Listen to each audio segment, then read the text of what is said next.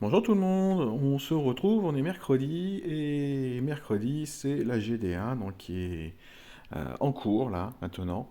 Mais on va pas parler de la GD1, on va parler donc de l'événement d'Alliance qui est apparu là ce matin comme annoncé. Ah tiens, il y a les Mirages de l'Oméga aussi qui sont là, l'épreuve de survie, la saison de l'amour, bon on a beaucoup de choses à faire. Ce qui est dommage c'est que tout ça ça prend de l'énergie monde, hein, donc euh, si on veut tout faire, il va falloir claquer quelques petites potions rouges, hein, il n'y a pas de souci. On fera ça. Donc avec la bataille des chevaliers, la quête d'alliance, est apparu le portail, bien évidemment. Portail qui... Je vous dirai pourquoi, moi je ne le trouve pas forcément intéressant. Juste à la fin, après qu'on ait donc regardé un petit peu ces nouveaux héros qui nous ont proposés. Alors la quête d'alliance de la bataille des chevaliers, elle est très ancienne maintenant, hein. On doit bien avoir peut-être 2 ans, hein. On avait deux familles jusqu'à présent qui étaient la famille donc des loups et la famille des corbeaux, qui sont de très très bonnes familles puisque d'un côté on pouvait rendre impossible de purifier un bonus et de l'autre côté c'était un malus qu'on ne pouvait pas donc purifier, enfin dissiper pour le coup. Ça c'était très très chouette. Bon, le seul gros problème qu'il y avait c'est qu'il fallait au moins deux héros de la famille pour que ça puisse avoir une chance de se faire. SG nous a inventé deux nouvelles familles. On a la famille des ours et la famille des cerfs. Donc, depuis maintenant 2 mois, hein, 2-3 mois, SG nous repropose la bataille des chevaliers pour nous pousser donc à invoquer, hein, dans ce portail, éventuellement à sortir la carte bleue pour pouvoir acheter des gemmes ou des jetons. Bref. Alors aujourd'hui, nous avons donc un nouveau héros 3 étoiles, Yona. Yona, quand je l'ai vu tout à l'heure, j'ai eu très peur parce que bon, c'est un héros voyou qui est une très bonne classe. La famille des ours, c'est plutôt pas mal parce que cette fois-ci, on a besoin que d'un seul héros pour pouvoir donc bénéficier donc du bonus. Et donc ce bonus, c'est que s'il y a un effet négatif de défense qui apparaît, il va être automatiquement remplacé par un bonus de défense de 40, 60 ou 70% en fonction du nombre de héros de la famille des ours qui sont présents. Ça, c'est très très bon. On a beaucoup de héros quand même qu'on rencontre qui nous font des baisses de défense. Donc là, ça peut inverser la tendance et c'est pas mal du tout. Alors, héros 3 étoiles, donc j'ai dit voyou, ça c'est chouette, ça permet d'esquiver. Mana rapide, c'est chouette aussi. Nous avons un passif qui est plutôt bon, hein. Il récupère 5% de santé lorsqu'il reçoit un bonus ou un cumul positif, donc ça c'est très bien. Et j'ai eu très peur parce qu'en fait, il a une CS aléatoire. Et ça, j'aime pas beaucoup, hein. Alors, j'ai pas traqué un sein, donc c'est pas gênant, je m'en fiche un petit peu. Mais j'ai ce héros jaune, là, la saison 2, bon, qui fait beaucoup polémique, hein. Il y en a quelques-uns qui trouvent plutôt pas mal. Moi, je le trouve franchement un peu inutile. Donc, le problème des compétences spéciales aléatoires, c'est qu'on ne sait jamais ce qui va se passer parmi un certain nombre de choix. Ici, on va voir, on n'en a que deux. Et les deux choix sont très bons, en fait. Donc, en mana rapide, première possibilité, il va booster la santé de tous les alliés de 300 points, donc avec le maximum qui peut être dépassé, ça on a l'habitude, et une augmentation de défense pendant 3 tours, avec une augmentation de 10% à chaque tour, jusqu'à 40%.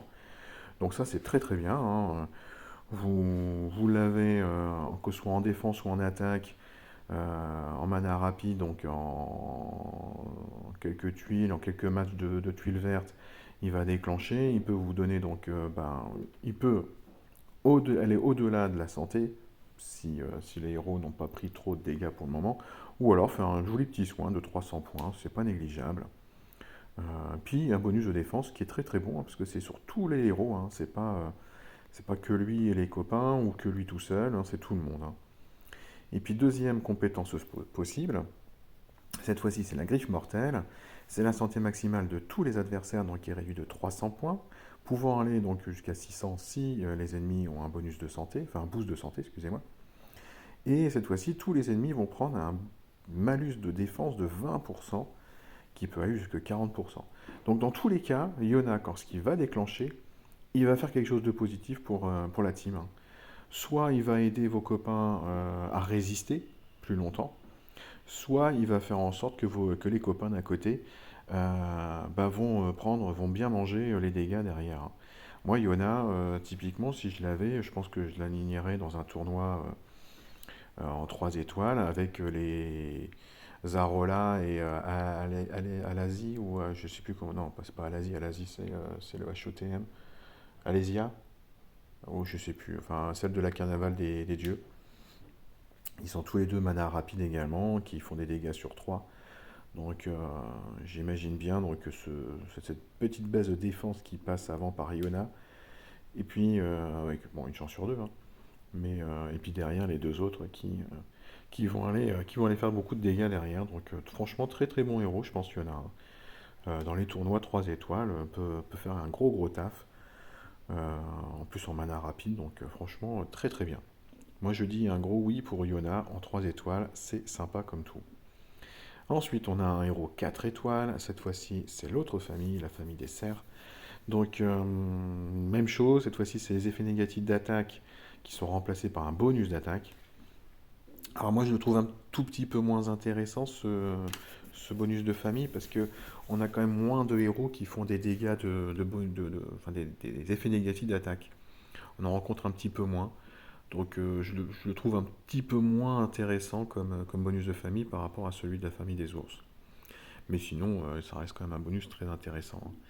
Bon, là, il est druide. Une grosse stat de points de vie. Défense peut-être un petit peu en retrait. Attaque, bon là, de toute façon, c'est pas son truc, c'est pas l'attaque, lui, hein. Il est mana lent. Booste la santé de tous les alliés de 500 points. Tous les alliés reçoivent 30% d'attaque pour 5 tours. L'attaque augmente de 5% à chaque tour jusqu'à 50. Ça veut dire que le maximum de 50% est atteint au bout du quatrième tour. Donc il va avoir 2 tours où il va avoir mis donc plus 50% à tout le monde. Et tous les alliés reçoivent 24% de génération de mana pour 5 tours. Donc en ruée, bah forcément, hein, il va être très très bien.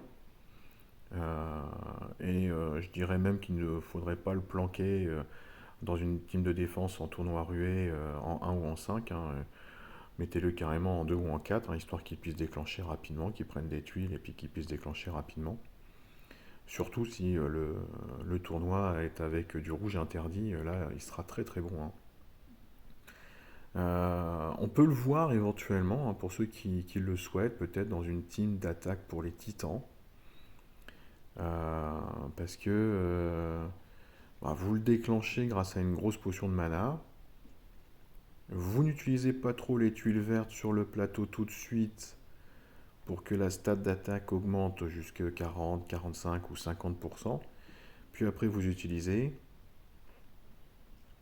Ce qui va faire que vos copains à côté en vert bah, vont avoir donc un gros bonus d'attaque.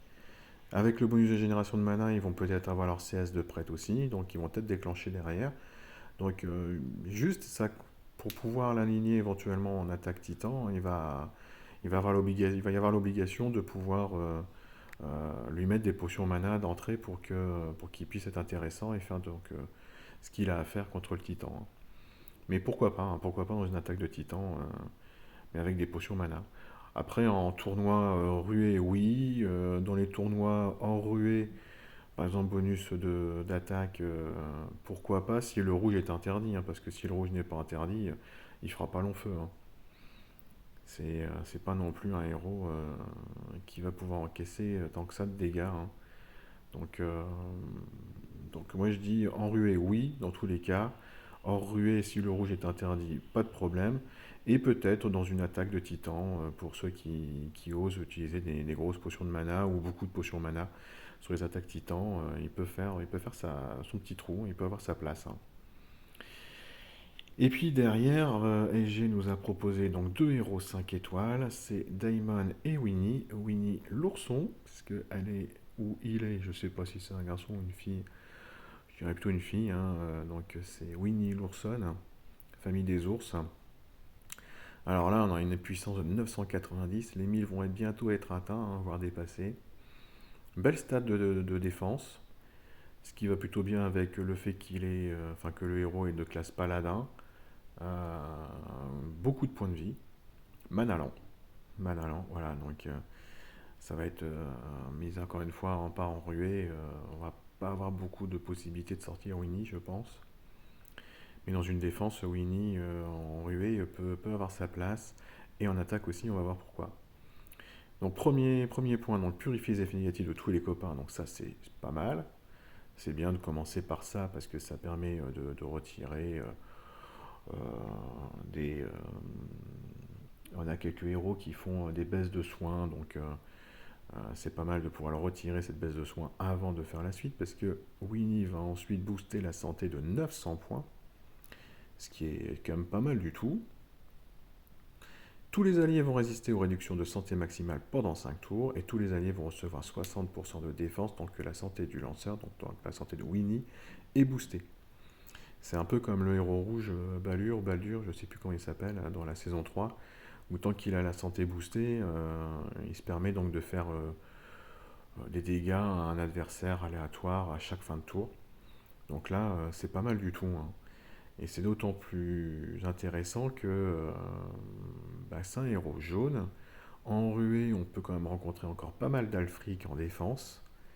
Et si vous déclenchez Winnie avant Alfric, Winnie va empêcher l'un des deux éléments pénibles d'Alfric. Ça veut dire que vous n'aurez pas la réduction de santé maximale due au cube noir donc d'Alfric. Bon, vous aurez l'attaque irréfléchie par contre, hein, mais vous n'aurez pas la réduction de santé. Donc ça peut être pas mal du tout. Mais mis à part en ruée et pour aller combattre une Alfric, c'est pas un héros que j'irai chercher, hein. Bon, dans tous les cas, de toute façon, comme je vous disais au début, hein, c'est pas un portail pour moi qui est si intéressant que ça. Et pourtant, il y a de très très bons héros, hein. Daemon, donc là, encore un héros rouge, hein. Donc on a eu Pepper Flame en héros rouge. On a eu Elba en héros rouge. Et donc là, SG nous invente encore un autre héros rouge. Un troisième attaquant, hein, parce que pour le coup, voilà, je patiente un tout petit peu trop. Troisième attaquant, une grosse stat d'attaque, hein, 1069 points, 992 de puissance. Il est de la classe combattant, donc ça c'est cool parce que ça permet de ressusciter, on a quelques petites chances qu'il ressuscite. Et mana très rapide. Très très bon héros, on va voir pourquoi, hein, pour attaquer. Après en défense, moi je suis moins fan parce que une grosse partie de sa CS, on a envie de cibler exactement le héros qu'on veut dans l'équipe adverse. Et l'IA n'est pas toujours très très forte pour pouvoir déclencher les CS sur le héros qui est intéressant, hein, de bloquer, hein. Donc, Daemon, il va retirer les bonus de la cible.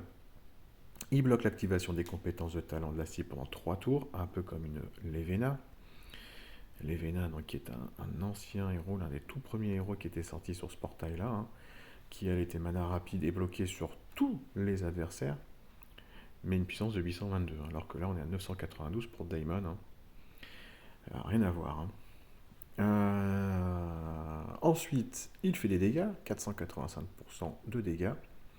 Et enfin, la cible ne peut pas lancer de nouveaux effets appliqués sur les ennemis ou les alliés pendant 3 tours, un peu comme un Malozzi, qui est un très très bon héros, hein, d'attaque. Donc là, oui, c'est un super héros d'attaque. Je vous donne un exemple. Vous affrontez un Obakan dans sa version costumée, hein, où il est combattant. Et imaginons donc que Obakan avait déjà envoyé une première CS. Derrière, donc, vous déclenchez Daemon contre Obakan. Donc vous allez lui retirer de sa contre-attaque en tout premier. Donc vous ne prendrez pas de la contre-attaque derrière, hein, ça c'est très très bien. Vous allez bloquer l'activation des compétences de talent de la cible. Donc Obakan, qui est un héros classique, s'il est en talent 20, dans sa version combattant, il peut ressusciter. Il a une chance sur deux de ressusciter en gagnant 50% de mana, ce qui est énorme. Derrière, vous faites des dégâts. Donc éventuellement, si Obakan devait mourir, il ne pourra pas ressusciter puisque vous avez bloqué ce qu'il fallait juste avant. Et s'il n'est pas encore éliminé de la team, dans tous les cas, il ne pourra pas remettre la contre-attaque derrière pendant 3 tours. Donc très intéressant, hein, Daemon. Moi, si vous le chopez, je vous invite vivement à l'améliorer. LB1, LB2, tiens, son pouvoir de LB2, c'est une augmentation d'attaque. en mana très rapide, il est capable de les déclencher peut-être 2 fois pendant les 6 tours, hein. Donc ça va faire des très très gros dégâts sur la team d'en face. Donc moi je dis un gros oui pour Daemon, un bof pour Winnie, un autre bof pour le héros vert 4 étoiles, hein, qui sera très conditionné au tournoi où le rouge ne serait pas autorisé. Un gros oui pour Yona, excusez-moi, qui pour moi est un héros très intéressant. 3 étoiles en plus, c'est pas impossible de le choper, hein. On a quand même une chance sur 4, hein, d'avoir un 3 étoiles du portail. Alors maintenant, il y en a plusieurs, hein, quand même, hein. Donc pourquoi pas pour ces héros-là. Il y en a 2 sur les 4 nouveaux, je trouve vraiment très intéressant. Les 2 autres, bon, franchement, ça me fait pas rêver. Après, à la lune, vous avez également Xiamara, hein. Xiamara qui est un très très bon héros, mana moyen, mais sa CS fait de plus en plus de dégâts au fur et à mesure que vous l'activez. Donc franchement, très très chouette, hein. Et puis Xiamara a encore des stats tout à fait correctes, hein, parce qu'elle est à 980 de puissance, alors que vous voyez, hein, Daemon est à 992, hein. Donc il n'y a pas eu un gros gap entre les deux récurrences donc, de l'événement. Et puis après, bah, vous avez tous les autres héros, hein, les anciens, les Wolfgang, ouais, qui fait plus très très peur, hein, franchement. Torben, donc Torben beaucoup plus récent, hein, mais très très bien aussi. Esme est très bien, hein, si vous n'avez pas de héros qui vous retire les démons, Esme est très très bien pour ça, hein. Mais une puissance à 816. On est à 170 points, hein, de différence, hein. Quentin, Quenel, qui est très bien, Héloïse pour tuer des sbires, Levena est très très sympa aussi, Elisanor, bah, qui a la plus grosse probabilité pour ressusciter des alliés, hein. C'est énorme, hein. C'est franchement énorme. Teddy qui est rigolo comme tout, Rain avec son poison qui contamine les voisins, qui est très sympa aussi, et Ludwig, bon bah Ludwig est toujours un must, hein, même si, bah, comme on peut le remarquer, à 816 de puissance, il est en statistique, il est clairement dépassé, hein. Donc moi, pourquoi j'estime que ce portail ne m'intéresse pas, hein, je pense que vous avez compris, hein, je ne sors pas la carte bleue dans tous les sens pour invoquer et puis réussir à choper certains héros. Et en fait, dans ce portail, maintenant, il y a trop de héros 5 étoiles, hein. Beaucoup trop, et surtout beaucoup trop qui ont des statistiques quand même très très dépassées. Donc, bah ouais, si j'arrivais à choper une Lysanor, je dirais pas non. Mais si je chope à la place un Wolfgang, bah, je vais être dégoûté, quoi. Sérieusement, j'ai pas envie de choper un Wolfgang. Donc c'est vrai que j'aime bien en fait quand les événements sont nouveaux ou très récents. J'aime bien réussir à faire quelques invocations pour choper des héros très récents et donc avec des stats tout à fait convenables. Euh, mais là, aller chercher un héros là-dedans, si c'est pour me choper un Wolfgang, j'ai pas envie. Clairement, j'ai pas envie. Donc moi, je vais passer mon tour, hein, sur ce portail. Euh, Aucun intérêt pour moi, hein, si c'est perdre des gemmes et peut-être quelques euros. Hier également, donc on a vu à nouveau portail d'invocation de collecte, hein, avec 2 très très bons héros à la une, hein, Ojima et Aramis. Aramis qui est un tank de choix, hein, si vous jouez en tank sombre. Mais vous voyez, même chose, hein, 845 de puissance, on est très très loin de ce qui se fait actuellement. Et puis dans ce portail, je ne comprends toujours pas SG. Je trouve très sympa en fait qu'ils nous mettent des héros de la S2, S3, S4, S5, mais c'est toujours les mêmes, hein. Toujours les mêmes et sans leur costume. Donc on a toujours Elnada, on a toujours Rodin, on a toujours Ariel, on a toujours Knolfod, mais on n'a pas leur costume pour ceux qui sont sortis. Je pense qu'il n'y a que Elnada, maintenant qui n'a pas de costume pour le moment, mais ça devrait apparaître cette année. Mais pourquoi sérieusement? Sauf, enfin, ils nous mettraient les costumes. Je suis sûr que beaucoup d'autres personnes iraient tenter leur chance là-dedans. Mais ce n'est pas le cas. Et puis c'est toujours Ariel qui est là, c'est toujours Gnolfod qui est là. Je sais pas, j'ai changé un petit peu, vous voyez, verrez, hein, peut-être que ça incitera les gens à tenter un truc là-dessus, hein. Bon, après, vous avez des probabilités de choper un des 2 euros à la une qui est plutôt bien, hein. On est à 0,9% de choper un Ojima ou un Aramis, donc bah, pourquoi pas, hein, si vous arrivez à les avoir. C'est bingo, c'est banco, hein. Voilà, voilà. Bon, bah écoutez, sur ce, je vous souhaite une bonne GDA à tous, et puis on se retrouve très bientôt pour d'autres vidéos et d'autres sujets à voir ensemble. Si vous le souhaitez, n'hésitez pas à commenter pour me demander des sujets si vous voulez mon avis sur certaines choses. Et n'hésitez pas également à vous abonner à la chaîne. Allez, ciao, ciao!